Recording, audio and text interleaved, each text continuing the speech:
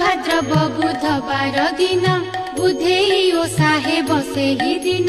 सासु बोलोई जे बहु को चाही ओषा आज किलो करिबु नाही सुनी न बहु बोलोई वचन काहि पाई ओषा करिबि पुण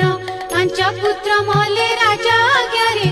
ए ओषा करिबि केउ प्रकारे सुनी न सासु बोलोई वचन रखिबे ताकुल बुद्धि बामन